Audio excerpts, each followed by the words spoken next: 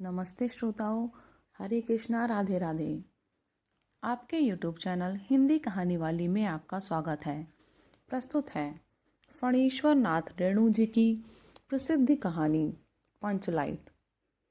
पिछले 15 दिनों से दंड जुर्माने के पैसे जमा करके महतो टोली के पंचों ने पेट्रोमैक्स खरीदा है। इस बार रामनवमी के मेले में गांव में सब मिलाकर 8 पंचायतें हैं। हर एक जाति की अलग अलग सभा चट्टी है। सभी पंचायतों में दरी, जाजिम, सतरंजी और पेट्रोमैक्स है। पेट्रोमैक्स जिसे गांव वाले पंच लाइट कहते हैं। पंच लाइट खरीदने के बाद पंचों ने मेले में ही तय किया 10 रुपये जो बच गए हैं इससे पूजा की सामग्री खरीद ली जाए। बिना नेम टेम के कल कब्जे वाली चीज का पुण्यहान नहीं करना चाहिए। अंग्रेज बहादुर के राज में भी पुल बनाने से पहले बलि दी जाती। मेले से सभी पंच दिन दहाड़े ही गांव लौटे। सबसे आगे पंचायत का छड़ीदार पंच लाइट का डिब्बा माथे पर लेकर और उसके पीछे सरदार दीवान और पंच वगैरह। गांव के बाहर ही ब्राह्मण टोले के फुटंगी झा ने टोक दिया, कितने में लालटेन खरीद हुआ महतो? देखते नहीं है, पंच लाइट है। बामन टोली के लोग ऐसे ही ताप करते हैं। अपने घर की ढिबरी को भी बिजली बत्ती कहेंगे और दूसरे के पंच लाइट को लालटेन। टोले भर के लोग जमा हो गए। औरत, मर्द, बूढ़े, बच्चे सभी काम काज छोड़कर दौड़े चले आए। चल रे चल, अपना पंच लाइट आया है, पंच लाइट। छड़ीदार अगनू महतो रह रहकर लोगों को चेतावनी देने लगा।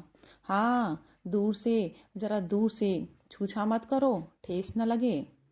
सरदार ने अपनी स्त्री से कहा, सांझ को पूजा होगी, जल्दी से नहा धोकर चौका पीढ़ी लगाओ।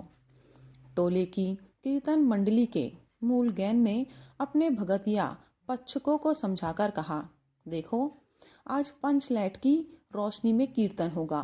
बेताले लोगों से पहले ही कह देता हूँ, आज यदि आखिर धरने में 1.5 बेड़ हुआ तो दूसरे दिन से एकदम बेकाट।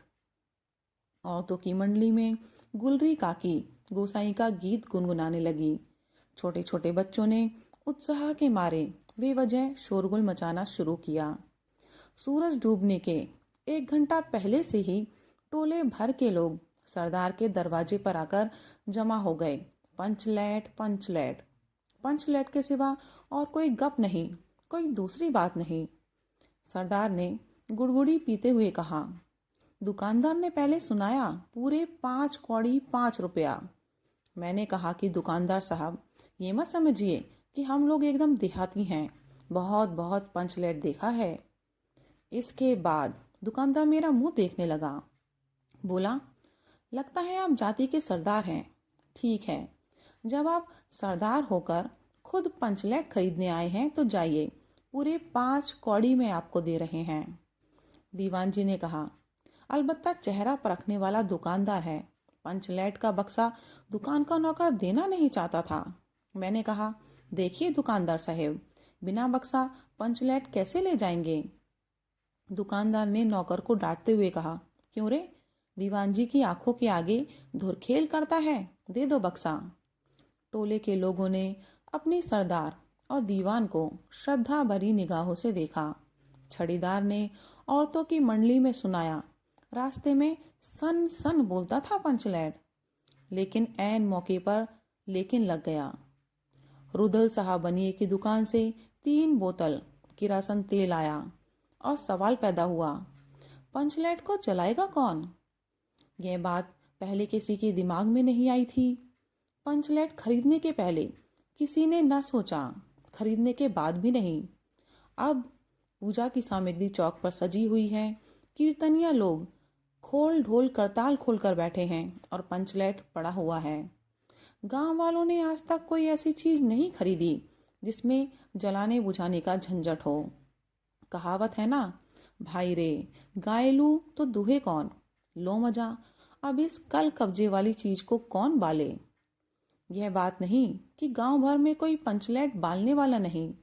हर एक पंचायत में पंचलैट है, उसके जलाने वाले जानकार हैं।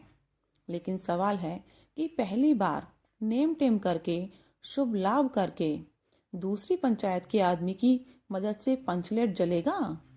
इससे तो अच्छा है पंचलेट पड़ा रहे, जिंदगी भर ताना कौन सहे। बात बात में दूसरे टोले के लोग कूट करेंगे, तुम लोगों का पंचलेट पहली बार दूसरे के हाथ से। ना ना, पंचायत की इज्जत का सवाल है, दूसरे टोले के लोगों से मत कहिए। चारों ओर उदासी छा गई, अंधेरा बढ़ने लगा। किसी ने आज अपने घर में ढिबरी भी नहीं जलाई थी। आज पंचलेट के सामने ढिबरी कौन बालता है। सब किए कराए पर पानी फिर रहा था। सरदार दीवान और छड़ीदार के मुंह में बोली नहीं। पंचों के चेहरे उतर गए थे। किसी ने दबी हुई आवाज में कहा, कल कब्जे वाली चीज का नखरा बहुत बड़ा होता है। एक नौजवान ने आकर सूचना दी, राजपूत टोली के लोग हंसते हंसते पागल हो रहे हैं। कहते हैं कान पकड़कर पंचलेट के सामने 5 बार उठो बैठो, तुरंत चलने लगेगा। पंचों ने सुनकर मन ही मन कहा, भगवान ने हंसने का मौका दिया है, हंसेंगे नहीं। एक बूढ़े के आकर खबर दी, रुदल साहब बनिया भारी बतंगड़ आदमी है, कह रहा है पंचलेट का पंपू जरा होशियारी से देना। गुलरी काकी की बेटी मुनरी के मुंह में बार बार एक बात आकर मन में लौट जाती है। वह कैसे बोले। वह जानती है कि गोधन पंचलेट बालना जनता है, लेकिन गोधन का हुक्का पानी पंचायत से बंद है। मुनरी की माँ ने पंचायत से फरियाद की थी कि गोधन रोज उसकी बेटी को देखकर सलम सलम वाला सलीमा का गीत गाता है, हम तुमसे मोहब्बत करके सलम। पंचों की निगाह पर गोधन बहुत दिनों से चढ़ा हुआ था।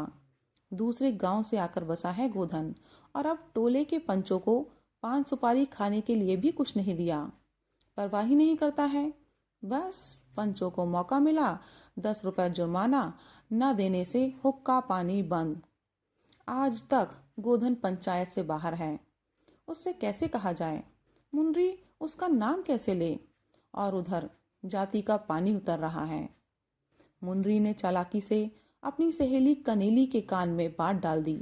कनेली, चिगो चिद चिद चिन। कनेली मुस्कुराकर रह गई। गोधन तो बंद है। मुनरी बोली, तो कह तो सरदार से। गोधन जानता है पंचलेट बालना। कनेली बोली, कौन, गोधन जानता है बालना। लेकिन सरदार ने दीवान की ओर देखा और दीवान ने पंचों की ओर। पंचों ने एक मत होकर हुक्का पानी बंद किया है। सलीमा का गीत गाकर आंख का इशारा मारने वाले गोधन से गांव भर के लोग नाराज थे। सरदार ने कहा, जाति की बंदिश क्या, जबकि जाति की इज्जत ही पानी में बही जा रही है। क्यों जी दीवान। दीवान ने कहा, ठीक है। पंचों ने भी एक स्वर में कहा, ठीक है, गोधन को खोल दिया जाए। सरदार ने छड़ीदार को भेजा। छड़ीदार वापस आकर बोला, गोधन आने को राजी नहीं हो रहा है। कहता है पंचों की क्या प्रतीत है, कोई कल कब्जा बिगड़ गया तो मुझे दंड जुर्माना भरना पड़ेगा। छड़ीदार ने रोनी सूरत बनाकर कहा, किसी तरह गोधन को राजी करवाइए, नहीं तो कल से गांव में मुंह दिखाना मुश्किल हो जाएगा। गुलरी काकी बोली, जरा मैं देखूं कह के। गुलरी काकी उठकर गोधन के झोपड़े की ओर गई और गोधन को मना लाई। सभी के चेहरे पर नई आशा की रोशनी चमकी। गोधन चुपचाप पंचलेट में तेल भरने लगा। सरदार की स्त्री ने पूजा की सामग्री के पास चक्कर काटती हुई बिल्ली को भगाया। कीर्तन मंडली का मुलगैन मूर्छल के बालों को संवारने लगा। गोधन ने पूछा, स्पिरिट कहाँ है। बिना स्पिरिट के कैसे चलेगा। लो मजा, अब ये दूसरा बखेड़ा खड़ा हुआ। सभी ने मन ही मन सरदार दीवान और पंचों की बुद्धि पर अविश्वास प्रकट किया। बिन बूझे समझे काम करते हैं ये लोग। उपस्थित जन समूह में फिर मायूसी छा गई। लेकिन गोधन बड़ा होशियार लड़का है, बिना स्पिरिट के ही पंच लेट चलाएगा। थोड़ी गरी का तेल ला दो। मुनरी दौड़ कर गई और एक मलसी गरी का तेल ले आई। गोधन पंचलेट में पंप देने लगा।